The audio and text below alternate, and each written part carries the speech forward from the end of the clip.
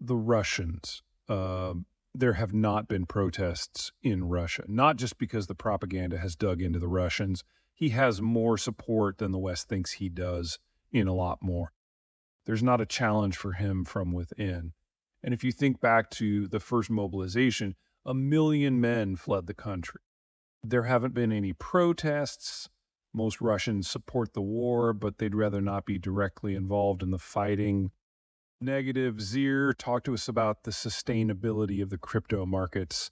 Let me hit this from a slightly different angle, knowing that I'm just going to get a lot of hate mail no matter what I say. We have been living in a capital bubble for the last 10 years because the baby boomers' kids have moved out, but they hadn't yet retired. And that put a lot of money in a lot of things and a lot of things to happen at a faster speed than they would have otherwise. And whenever you have a big capital bulge, a lot of strange stuff happens. The last big capital bulge gave us the financial crisis and subprime. Before that, we had the economic expansion that led to the oil shocks. I see crypto is wrapped up in this bubble. And now that the money is going away and crypto has to stand on its own, it's failing. I don't see any use case for crypto whatsoever. I detect some ambiguity with that. Can you clarify your statement there? It has no use case. It has no value. It is no store value. Crypto isn't used for trading, and it won't be used for trading. It also can't replace regular currency. Every case that has been put out there for why crypto should exist has already failed. And really, we just got the zealots out there now, and they are now going to all send me hate mail.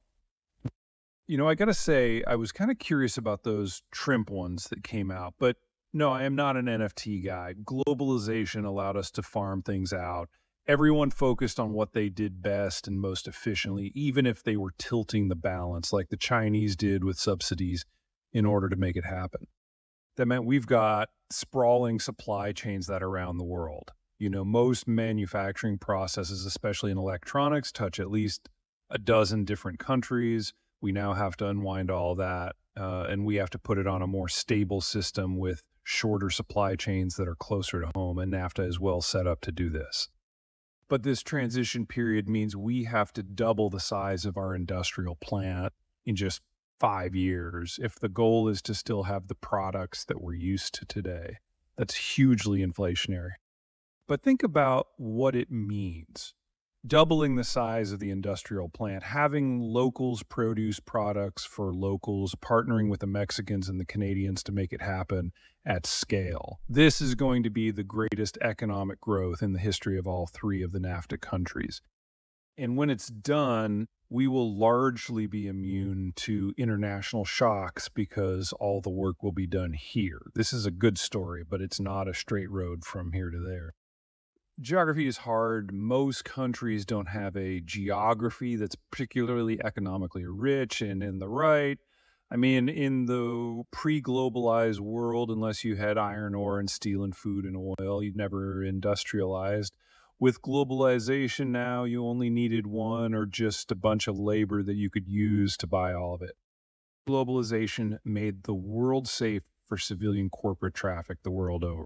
You take that away and you're now trading on your own internal market, your own security environment, your own economic geography. And the world we're going to go to is going to have a lot more in common with the 1840s than the 1940s because everyone is industrialized and modernized. But they're dependent on products coming from half away that just aren't going to be there. Now, if that's a car, that's bad. If that's wheat, that's worse. I'm concerned about a series of brush fire wars as countries try to take matters into their own hands. But a lot of the countries that we've been convinced of that are significantly long-term threats, most notably China and Iran, really are the countries who are going to suffer the most from globalization's fall. They really do need American overwatch in order to make sure that they can import and export. And without that, they are utterly incapable of managing that themselves. Not anytime soon. What do I got wrong is the reason that these countries did well in the time frames that they did is that their geography matched up to the premier technologies of the day. So As before deep water navigation, the most powerful country was the country with the best maritime internal transport system. That was Ottoman Turkey. But then deep water navigation kicked in. And so the center of power shifted over to Iberia because they were on the end of a peninsula, and it was easier for the Portuguese and the Spanish to push out through the water and conquer the world and to go through Europe. Eventually, the technology migrated to places that could use it better, like the Brits. And then the Brits developed industrialization, and industrialization allowed them to bring a gun to a knife fight for a century. But then that technology moved to an area with better capital density that could use it better. That was Germany and the United States. So it's not that he's wrong about those arcs, but it's not like they have a used by date. It's a question of what the technologies of the day tend to be and which geography can use those best. I am at the moment not convinced that the digital age is a fundamentally sufficient break from the industrial age to trigger something new.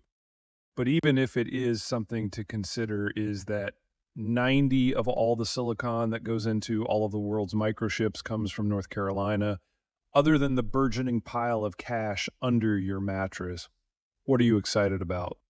It's not in cryptocurrencies or NFTs. It's definitely not in crypto. It's not in stocks of Russian companies. So what are you excited about? I mean, I'm bummed that globalization has ended or ending. It's created the best period in human history. But I'm really excited to see what's next, because if you've got North America really fundamentally remaking itself in less than a decade, that is going to change the American story and the Mexican story and the Canadian story. And that's going to take us some unpredictable ways. Hopefully, most of them are going to be good. And on the backside of this, after everything cracks apart, fast forward 10, 15, probably closer to 30, 35 years, and we'll probably have a better battery system and we'll have a better transmission system. And then we can go back out into the world and basically remake it from the ground up. It's a great time to be alive if you're in the right spot. If you go missing, who did it? Certainly it's the Russians.